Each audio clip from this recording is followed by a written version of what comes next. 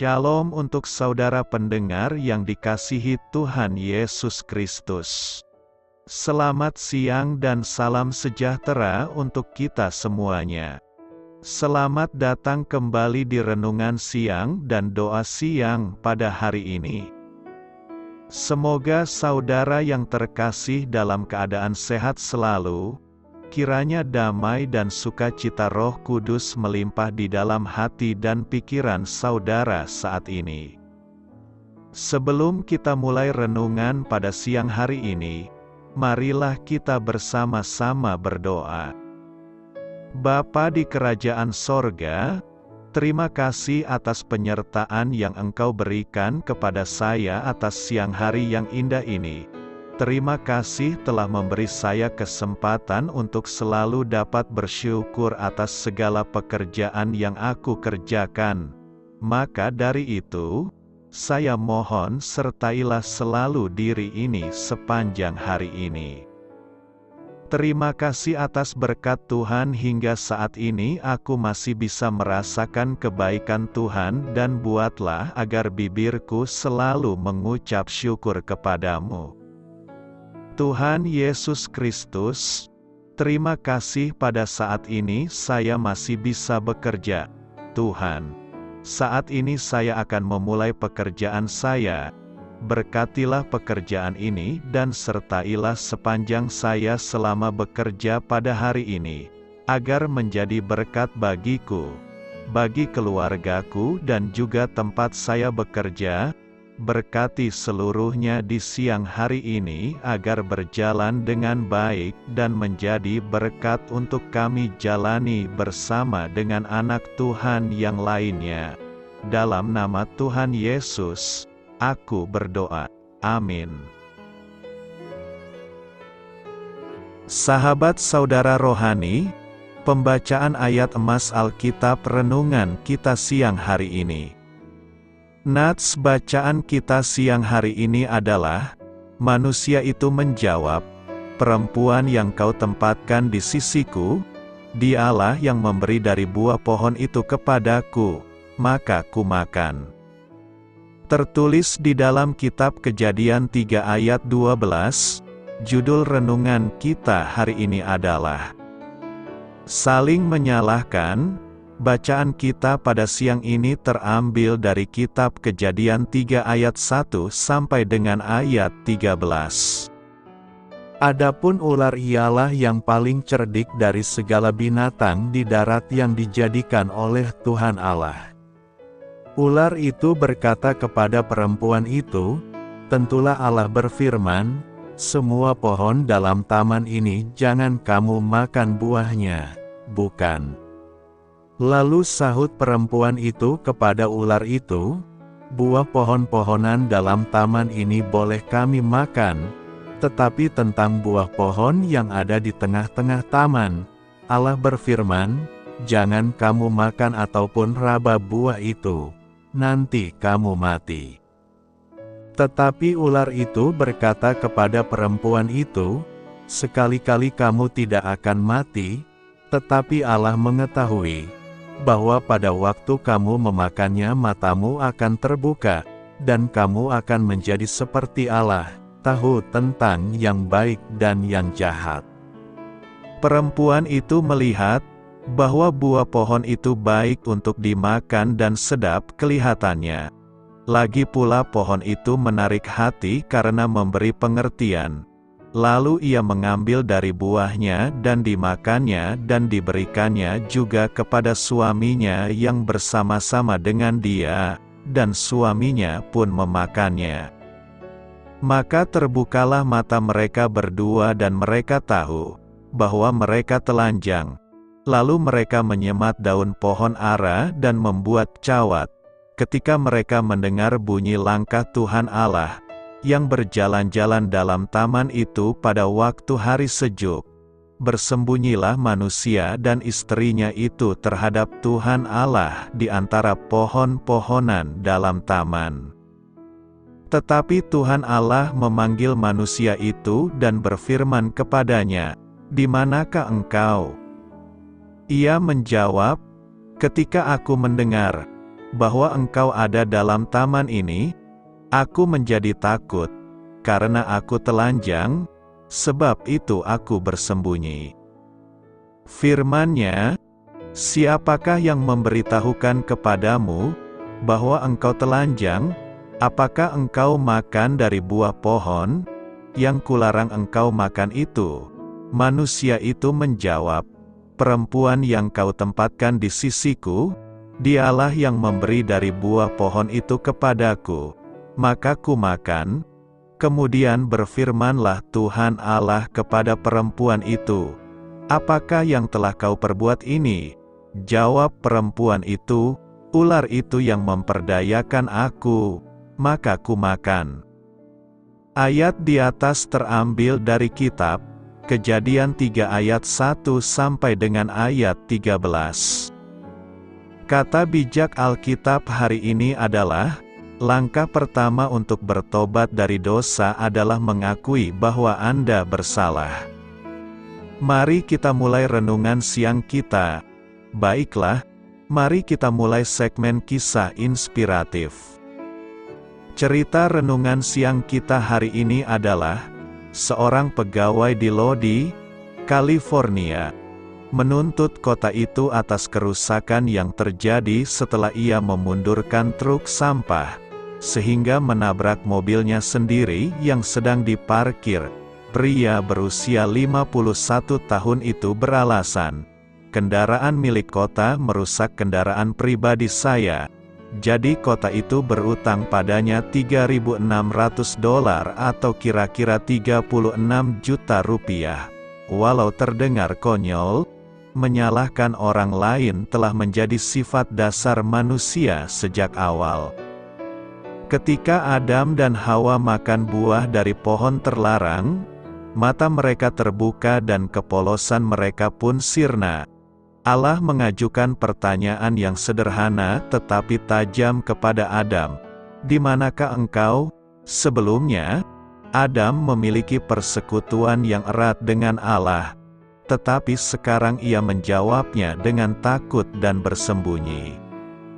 Pertanyaan Allah selanjutnya lebih tegas daripada yang pertama. Apakah engkau makan dari buah pohon, yang kularang engkau makan itu? Lalu, permainan saling menyalahkan dimulai. Perempuan yang kau tempatkan di sisiku, dialah yang memberi dari buah pohon itu kepadaku, maka ku makan. Adam menyalahkan Allah dan perempuan itu atas dosa yang dilakukannya. Si perempuan menyalahkan ular, bukan menyalahkan dirinya sendiri. Sejak hari itu di Taman Eden, kita cenderung menyalahkan orang lain daripada diri kita atas pilihan kita yang penuh dosa. Bila kita berbuat dosa, kita harus mempertanggungjawabkannya. Mari kita berdoa seperti Daud, "Dosaku kuberitahukan kepadamu dan kesalahanku tidaklah kusembunyikan." Tuhan, janganlah aku berdalih atas dosaku dan malah mempersalahkan orang lain. Karena kalau tak kuakui kesalahanku, dosa justru akan bertambah merusak batin. Bersukacitalah namamu terdaftar di surga. Lukas 10 ayat 20 berkata, namun demikian janganlah bersukacita karena roh-roh itu takluk kepadamu, tetapi bersukacitalah karena namamu ada terdaftar di sorga. Sukacita terbesar adalah jika nama kita terdaftar di surga, bukan karena kita memiliki prestasi mengusir roh-roh jahat. Sukacita para murid setelah menjalankan misi pewartaan dikecam Yesus. Yesus memberikan nasihat bahwa dasar kegembiraan itu bukan terletak pada prestasi mengusir roh-roh jahat, melainkan pada nama kita apakah terdaftar di surga. Wajarlah ke-72 murid Yesus kembali dengan gembira. Mereka bergembira karena mereka telah menunaikan tugas pewartaan Yesus. Tugas ini bukanlah tugas mudah tanpa tantangan. Yesus sendiri berkata, "Pergilah, Sesungguhnya aku mengutus kamu seperti anak domba ke tengah serigala. Ada juga pelbagai larangan dan nasihat yang disampaikan Yesus bagi mereka agar para murid-Nya memfokuskan diri pada karya pewartaan dan tidak jatuh dalam kepentingan diri sendiri. Kegembiraan ke-72 murid ini semakin besar karena mereka berhasil menaklukkan setan dengan nama Yesus Kristus. Yesus sendiri telah menyatakan kejatuhan iblis. Dengan demikian, cahaya kerajaan Allah akan mengalahkan dan menjatuhkan iblis dari kuasa gelapnya. Aku melihat iblis jatuh seperti kilat dari langit. Kita perlu menyadari bahwa kuasa yang ada pada murid adalah kuasa yang terberi, bukan kuasa dari diri mereka sendiri. Sebagaimana setan takluk, bukan karena kuasa dari dalam diri para murid itu sendiri, melainkan kuasa dalam nama Kristus. Yesus juga telah memberikan kuasa untuk menginjak ular dan kalajengking, serta kuasa untuk menahan kekuatan musuh. Dalam konteks Perjanjian Lama, ular dan kalajengking melambangkan segala jenis kejahatan. Ular disebut dalam Kejadian 3 ayat 1-14, Bilangan 21 ayat 6-9. Sedangkan kalajengking lambang hukuman Allah. Kedua binatang itu disatukan dalam Ulangan 8 ayat 15. Dengan kuasa pemberian Yesus ini, para murid mampu menghalau segala kekuatan jahat dan pelbagai manifestasinya. Namun, Yesus segera memberi awasan kritis kepada para murid agar tidak jatuh dalam godaan keangkuhan religius. Pusat perhatiannya bukanlah kekuatan diri mereka.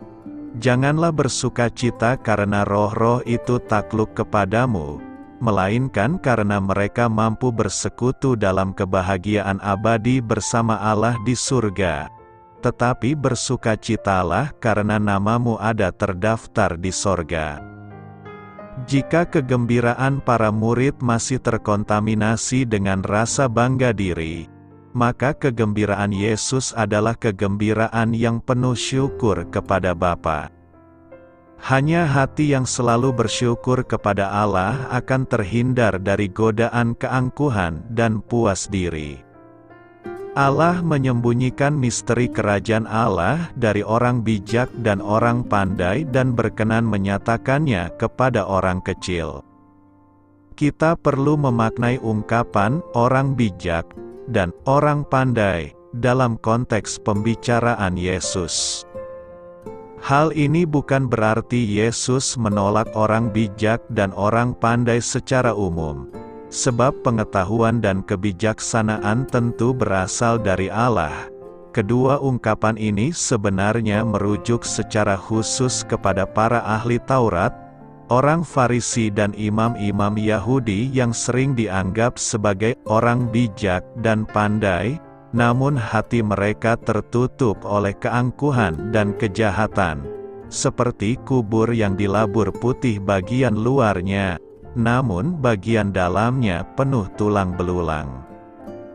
Dari nas hari ini kita dapat belajar beberapa hal, yakni: pertama, kita harus selalu mengucap syukur kepada Allah dalam banyak hal, seperti para murid.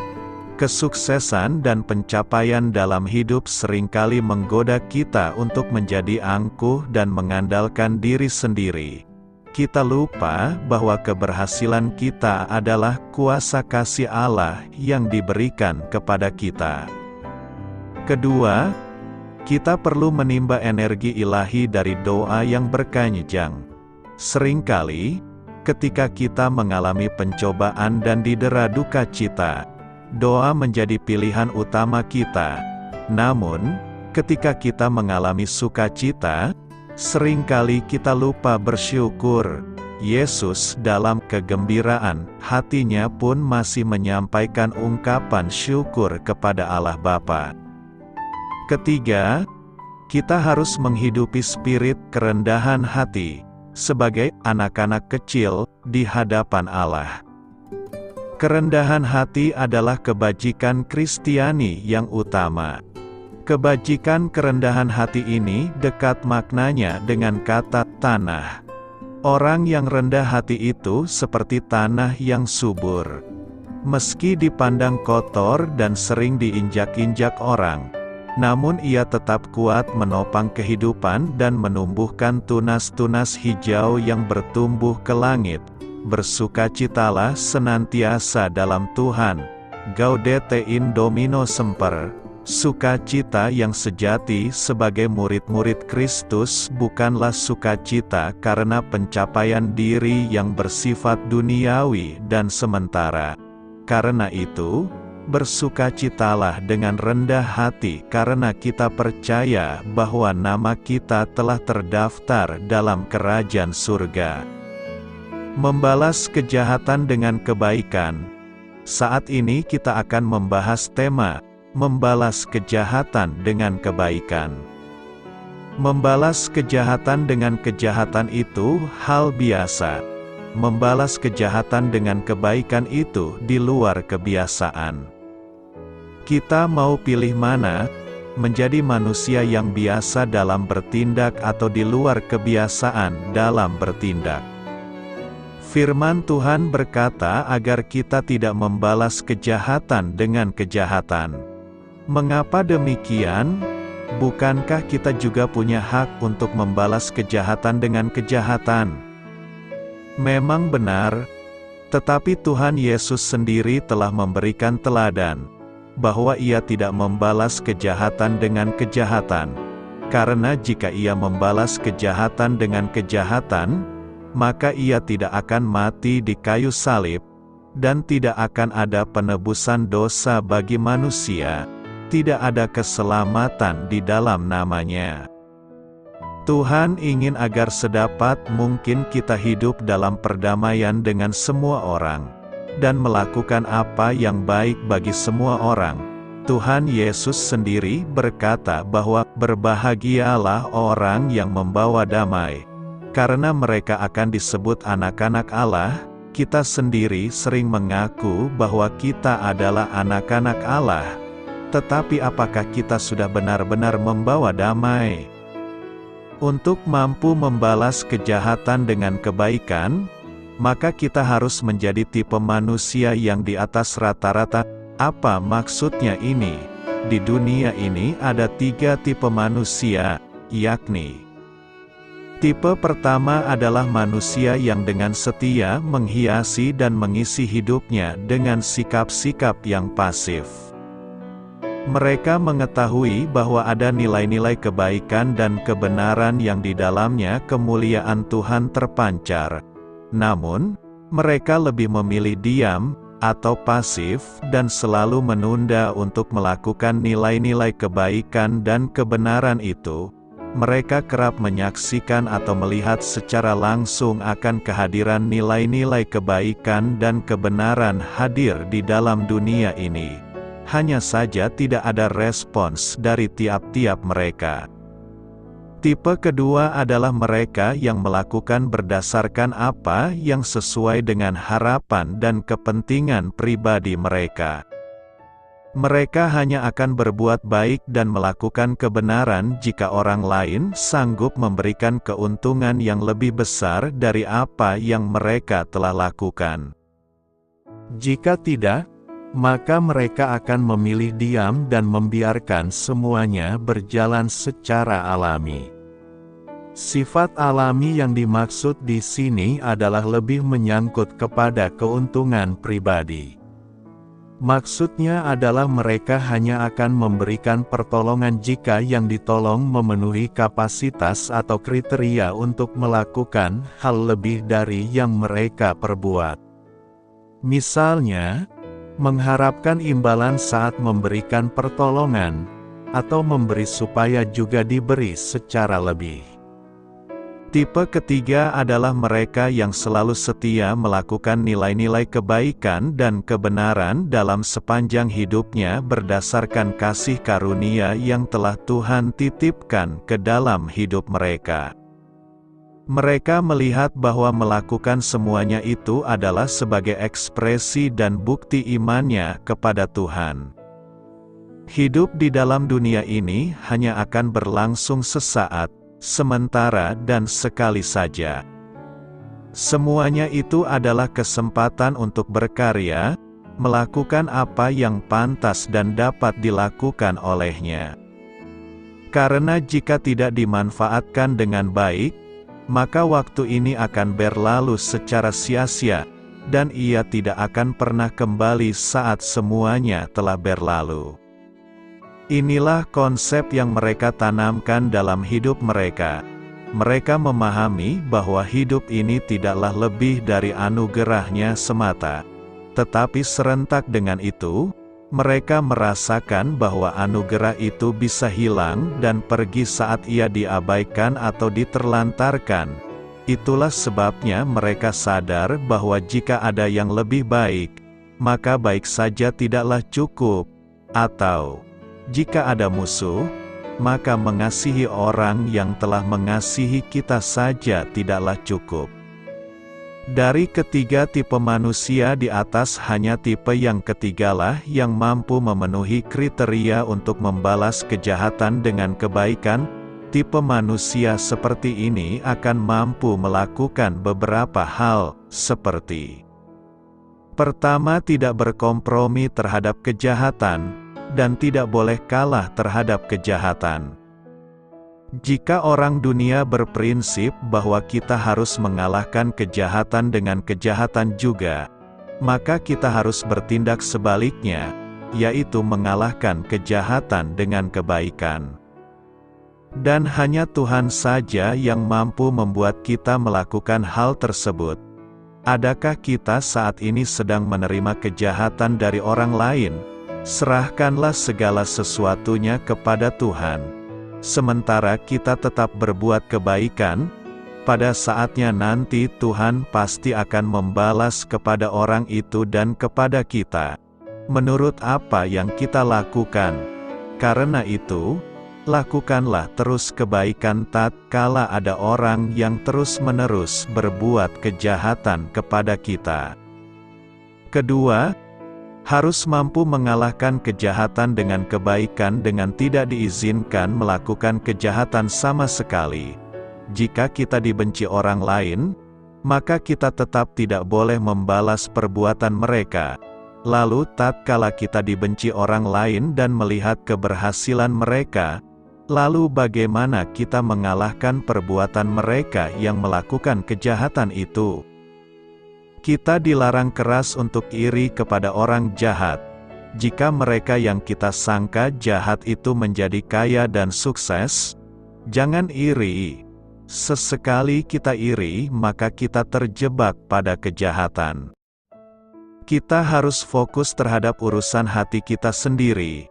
Apa yang terjadi pada orang jahat seharusnya tidak langsung kita nilai sebagai musibah atau keberuntungan. Kita telah dijaminkan bahwa masa depan orang jahat tidak pernah lebih mulia walau mereka bergelimang harta. Prinsip hidup ini akan menuntun kita untuk fokus kepada kebaikan, bukan mengurusi orang jahat. Nasihat seorang ayah kepada putri kesayangannya: jika ada orang menjahatimu, itu bukan urusanmu. Urusanmu adalah berbuat baik kepada semua orang. Perikope khotbah hari ini memberikan beberapa nasihat yang harus kita lakukan dalam rangka membalas kejahatan dengan kebaikan, yakni: pertama, kasihilah musuhmu, berbuatlah baik kepada orang yang membenci kamu. Secara empiris, mengasihi musuh dan berbuat baik kepada orang-orang yang membenci kita mudah diucapkan. Siapa saja, baik itu pendeta, hamba Tuhan, pelayan firman Allah, mereka, atau kita, Setiap orang dapat dengan mudah mengatakannya, di mana saja, kepada siapa saja dan kapan saja. Namun demikian, dalam praktiknya, seseorang mengalami kesulitan untuk melakukannya. Bahkan, boleh jadi ia tidak dapat melakukannya karena berbagai alasan akar pahit, dendam, benci, iri hati, tinggi hati, sombong, congkak, angkuh, keras kepala, keras hati, emosi, dan sebagainya. Kedua, berdoalah bagi orang yang mencaci kamu. Dalam ayat 28 dikatakan agar kita meminta berkat bagi orang yang mengutuk kita, lalu berdoalah untuk mereka, yaitu orang-orang yang mencaci maki kita. Secara tersirat, nas ini mendidik, mengajar dan mengingatkan kita, agar hendaknya kita berdoa dan berdoa bagi musuh-musuh kita, supaya kita mendoakan mereka sadar dan berhenti berbuat dosa dan pelanggaran, lalu kemudian mendengarkan firman-Nya, bertobat dan datang bersujud menyembah Dia. Ketiga, barang siapa menamparkan pipimu yang satu, berikanlah juga kepadanya pipimu yang lain. Sikap ini menunjukkan kerelaan mengalami penderitaan demi melawan kejahatan. Jika orang menamparkan pipi-pipi kita, maka hendaklah kita memberikan juga kepadanya pipi kita yang lain. Kemudian, jika seseorang mengambil jubah mereka, maka biarkan ia mengambil baju mereka pula. Keempat, berilah kepada setiap orang yang meminta kepadamu.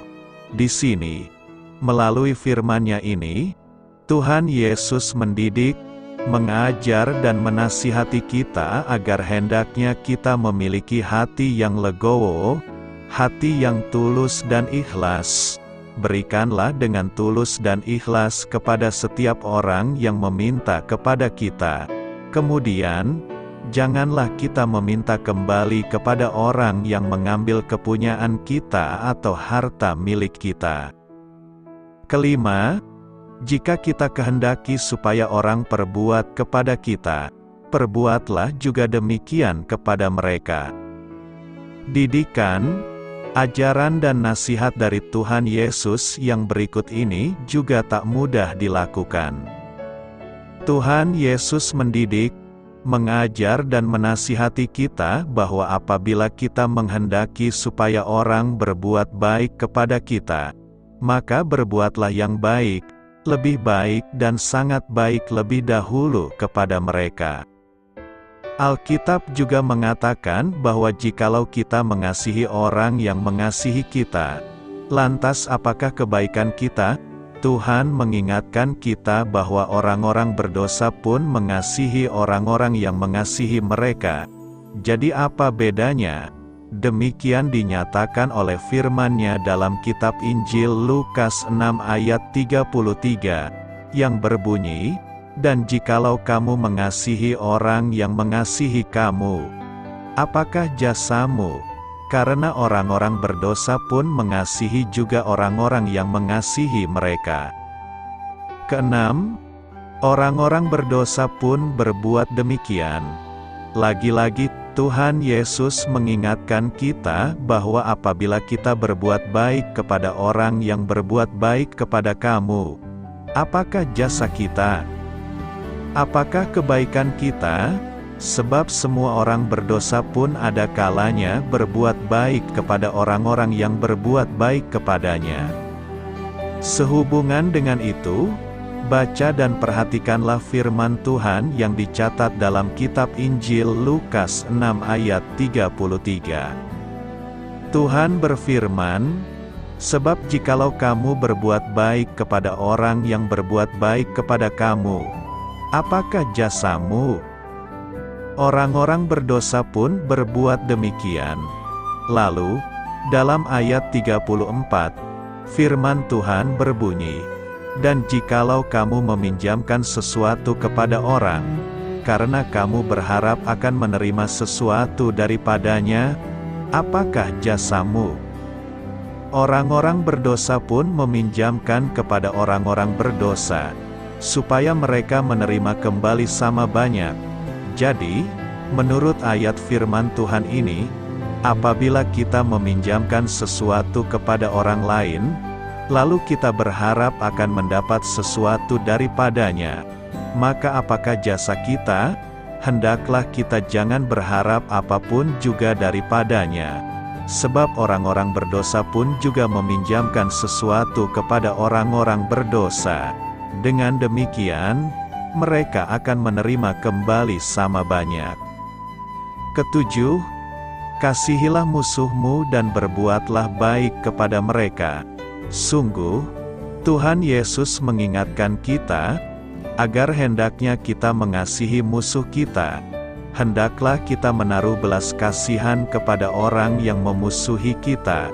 Hendaklah kita menyayangi orang-orang yang berbuat jahat kepada kita. Berbuatlah baik, lebih baik, dan sangat baik kepada mereka. Lalu pinjamkan dengan tulus hati dan tidak mengharapkan balasan. Sebab, upahmu akan besar di kerajaan sorga. Renungkan, apa yang hendak kita lakukan dalam menjalani kehidupan kita pada hari ini? Pertama, hindarilah hidup yang membalas kejahatan dengan kejahatan, tetapi balaslah kejahatan dengan kebaikan.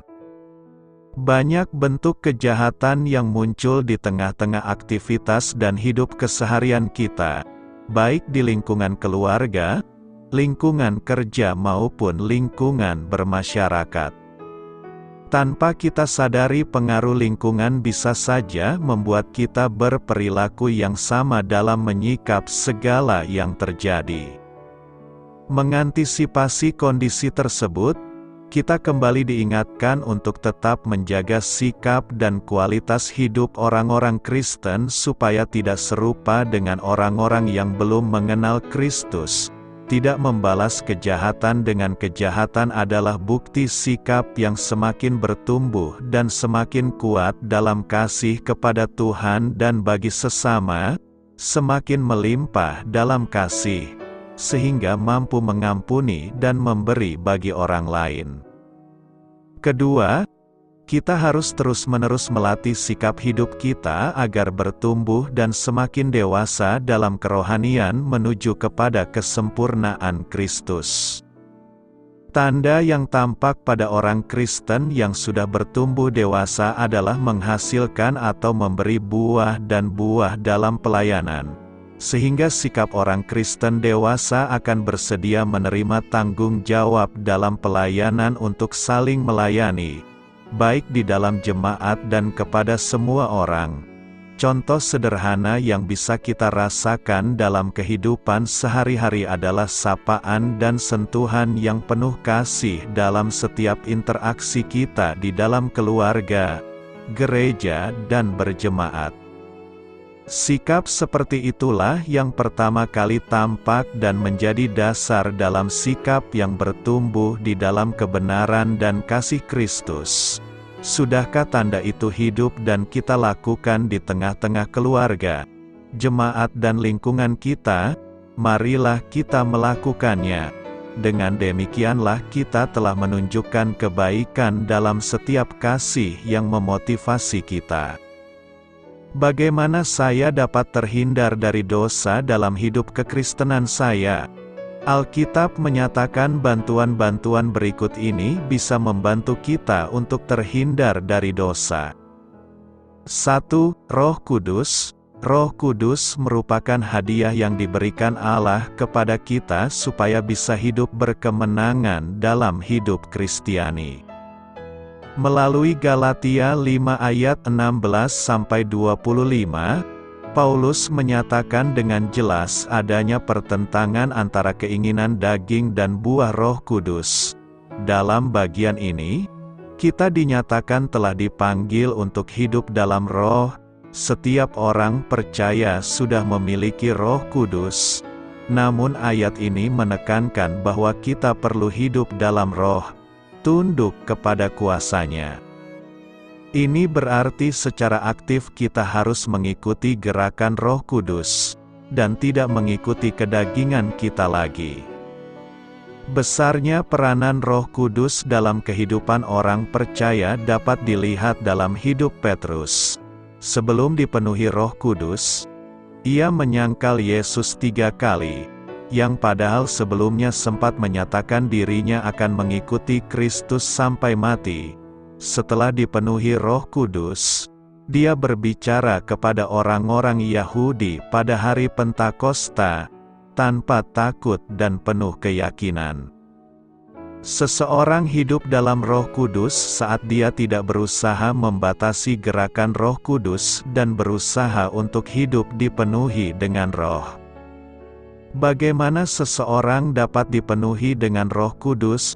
Pertama-tama, sama seperti dalam Perjanjian Lama, Allah yang menentukan, Dia memilih orang-orang dan peristiwa-peristiwa tertentu dalam Perjanjian Lama untuk memenuhi orang-orang yang dipilihnya untuk menggenapi pekerjaan yang dikehendakinya.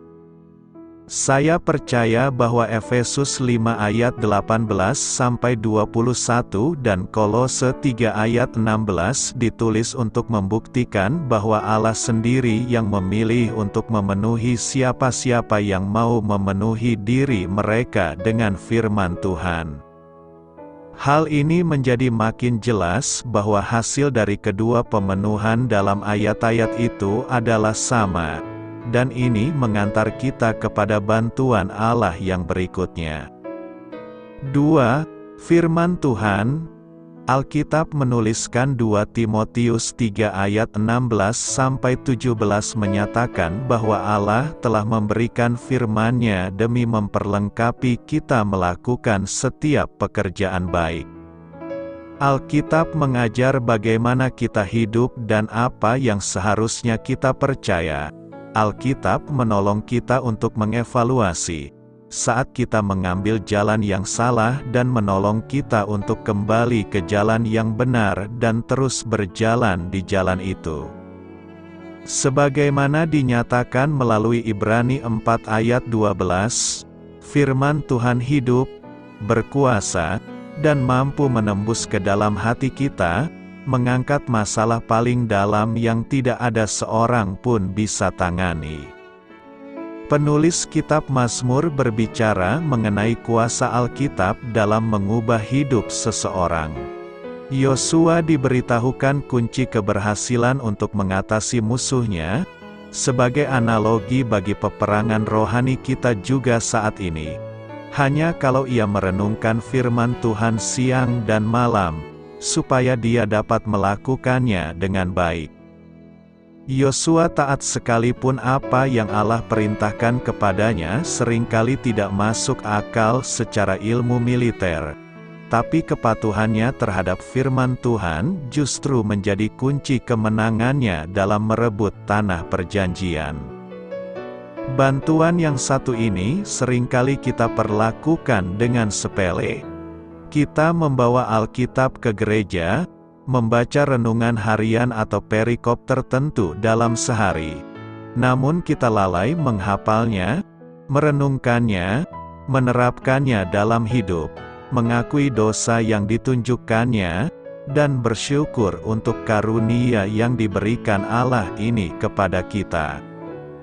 Terkait Alkitab, kita seringkali tidak punya selera, atau malah makan secara berlebihan. Kita seringkali makan firman Tuhan hanya sekedar untuk bertahan hidup.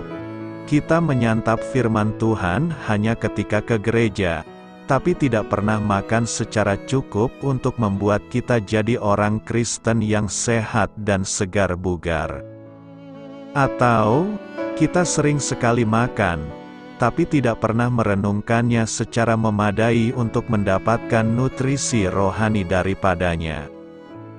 Jika saudara tidak punya kebiasaan untuk mempelajari firman Tuhan secara mendalam setiap hari dan menghafal ayat-ayat yang berkesan, penting bagi saudara mulai berusaha untuk menjadikan itu sebagai kebiasaan saudara.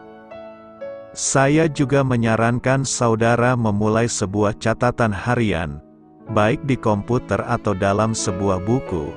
Jadikan kebiasaan untuk tidak menaruh Alkitab yang sedang saudara baca, sampai saudara sudah mencatat segala yang telah saudara pelajari darinya. Saya juga sering mencatat doa-doa, meminta Allah mengubah bagian-bagian hidup yang Allah tunjukkan kepada saya. Alkitab adalah alat yang Roh Kudus gunakan dalam hidup kita dan dalam hidup orang-orang lain, suatu bagian utama dan penting dari senjata rohani yang Allah berikan untuk kita pakai dalam peperangan rohani kita. 3. Doa. Ini adalah bantuan penting lainnya yang Allah telah berikan kepada kita. Bantuan ini pun sering diresponi orang Kristen secara basa-basi saja, apalagi untuk melakukannya. Kita ada persekutuan doa, waktu berdoa, dan sebagainya. Namun kita tidak menggunakannya sesuai contoh yang ditunjukkan gereja mula-mula. Paulus berkali-kali mengatakan bagaimana dia berdoa bagi mereka yang dia layani. Secara pribadi, kita sering tidak menggunakan bantuan ini. Padahal, Allah telah memberikan janji-janji indah sehubungan dengan doa. Paulus juga menyinggung soal doa dalam pembahasannya mengenai peperangan rohani. Bagaimanakah pentingnya doa? Ketika saudara mempelajari soal Petrus, saudara mengingat apa yang dikatakan Yesus kepadanya di Taman Getsemani, sebelum ia menyangkal Yesus. Ketika itu, saat Yesus berdoa, Petrus tidur. Yesus membangunkannya dan berkata, "Berjaga-jagalah dan berdoalah, supaya kamu jangan jatuh ke dalam pencobaan. Roh memang penurut, tetapi daging lemah." Sama seperti Petrus, saudara ingin melakukan apa yang baik, tapi tidak memiliki kekuatan. Kita perlu mengikuti nasihat Tuhan untuk mencari, mengetuk dan meminta, dan Dia akan memberikan kita kekuatan yang kita perlukan. Tetapi kita tidak boleh sekedar berbasa-basi mengenai ini. Saya tidak bermaksud mengatakan doa memiliki kuasa magis. Bukan demikian. Allah adalah Allah yang luar biasa. Doa adalah pengakuan akan keterbatasan kita dan kuasa Tuhan yang tidak terbatas. Melalui doa, kita berpaling kepadanya untuk kuasa itu supaya kita dapat melakukan apa yang Dia ingin kita lakukan, bukan apa yang kita ingin lakukan. 4. Gereja. Lagi-lagi kita sering mengabaikan bantuan yang ini. Ketika Yesus mengutus murid-muridnya, Dia mengirimkan mereka dalam kelompok yang terdiri dari 2 orang. Ketika kita membaca mengenai perjalanan-perjalanan misi di Kisah Para Rasul, mereka tidak pergi sendirian, tapi dalam kelompok yang terdiri dari paling sedikit 2 orang. Yesus berkata, "Di mana ada 2 atau 3 orang berkumpul dalam nama-Nya, Dia ada di tengah-tengah mereka." Paulus menyarankan kita jangan menjauhkan diri dari pertemuan-pertemuan ibadah, sebagaimana yang dilakukan oleh beberapa orang, tetapi menggunakan kesempatan itu untuk saling menasihati satu dengan yang lain dalam kasih dan pekerjaan baik. Yakobus mengajarkan kita untuk saling mengaku dosa satu dengan yang lain. Dalam kitab Amsal, dalam Perjanjian Lama, kita diberitahukan bahwa besi menajamkan besi, orang menajamkan sesamanya, atau dengan ungkapan, "Tali 3 lembar tak mudah diputuskan." Ada orang-orang yang saya tahu yang bersekutu dengan saudara-saudari seiman melalui telepon atau bertatap muka langsung, dan membagikan bagaimana hidup kekristenan mereka berlangsung, pergumulan mereka saling mendoakan satu dengan lainnya, dan saling bertanggung jawab menerapkan firman Tuhan dalam relasi mereka. Kadang perubahan terjadi dengan cepat, namun, kadang-kadang dalam area tertentu, perubahan terasa begitu lambat. Namun, Allah telah berjanji bahwa selama kita menggunakan bantuan-bantuan yang diberikannya, Dia akan mengubah hidup kita. Mari kita bertekun, karena kita tahu bahwa Dia setia kepada janji-janjinya. Apa artinya mata Tuhan tertuju kepada orang-orang benar? Petrus menggambarkan beberapa rahmat yang mencerminkan kasih Kristus dalam kehidupan orang percaya, termasuk kebulatan pendapat, simpati, kasih persaudaraan, kasih sayang, dan kerendahan hati.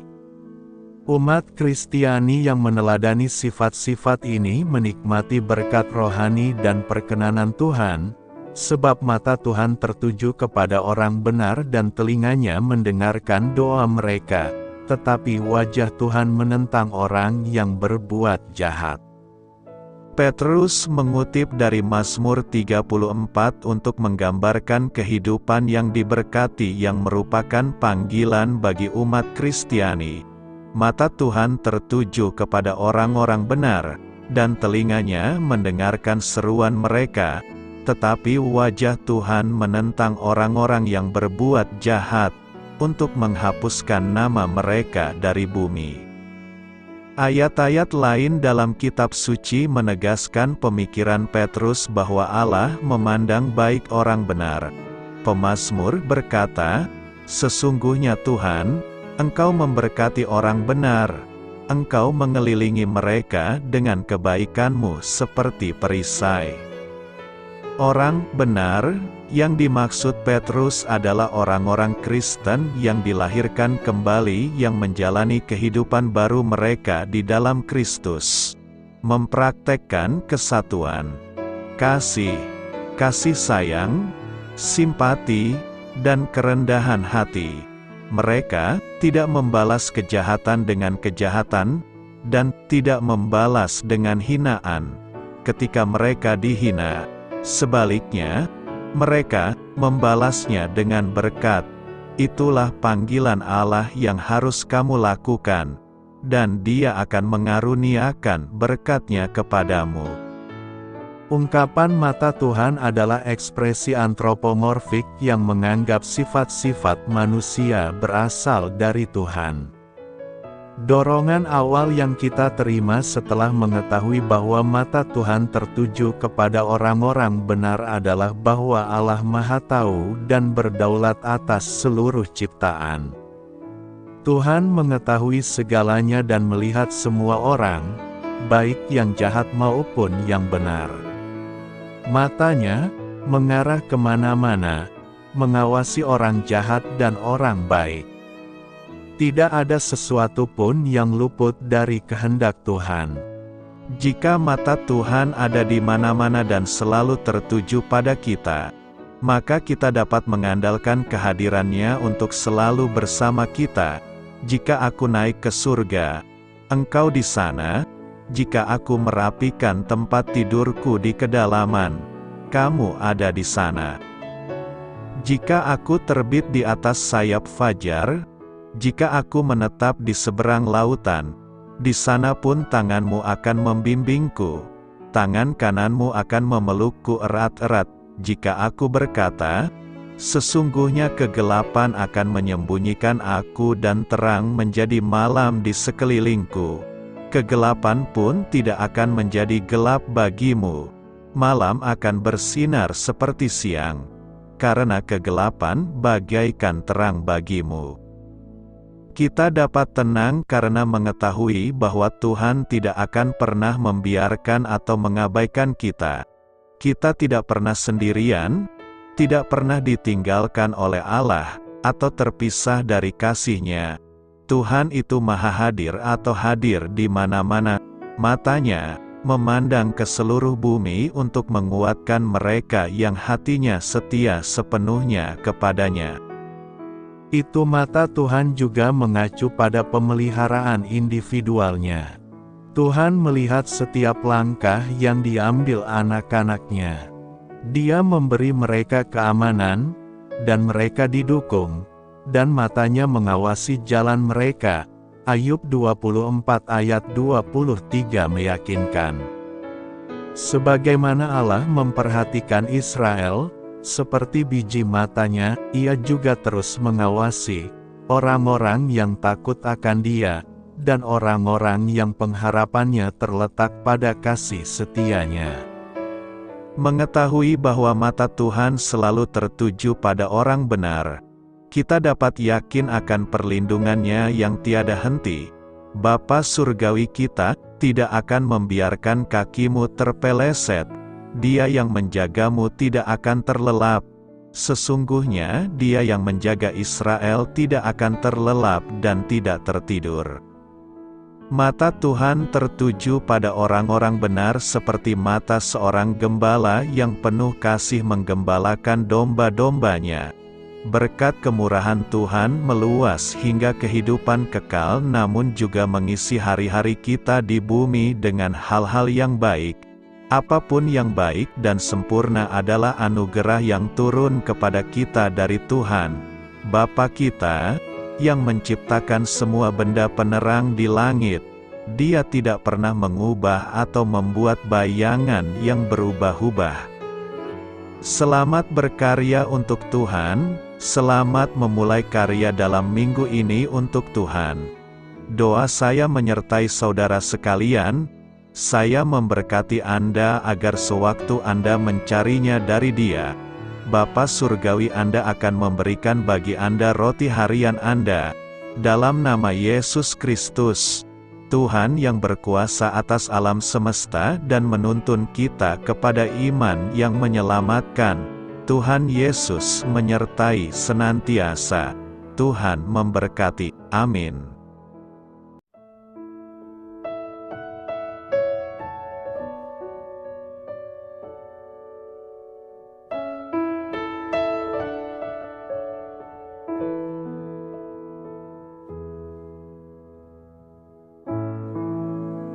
Demikianlah renungan firman Tuhan pada siang hari ini.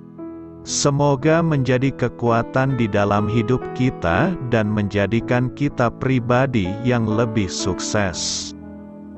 Sebelum kita memulai aktivitas hari ini, marilah kita berdoa.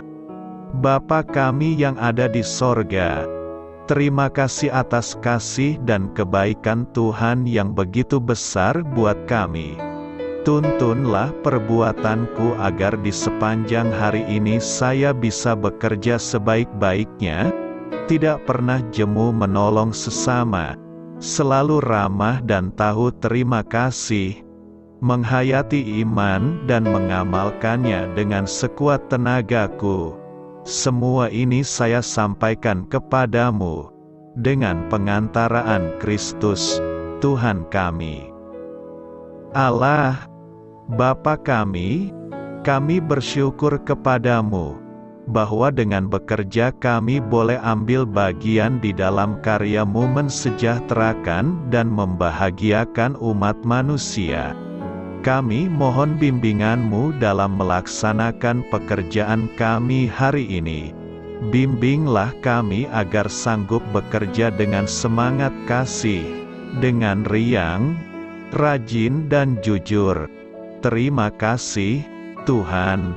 Amin.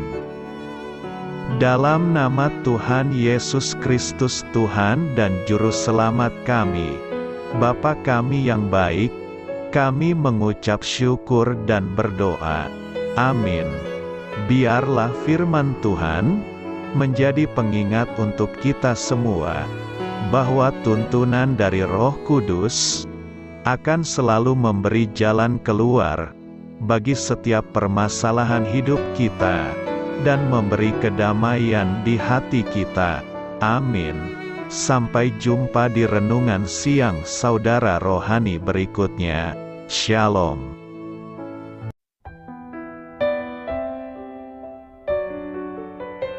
Halo untuk semua pendengar saudara rohani yang terkasih di dalam nama Tuhan Yesus Kristus dimanapun berada. Mari dukung kami, tim redaksi Renungan Harian Saudara Rohani dengan cara memberikan bantuan, kritik dan masukan.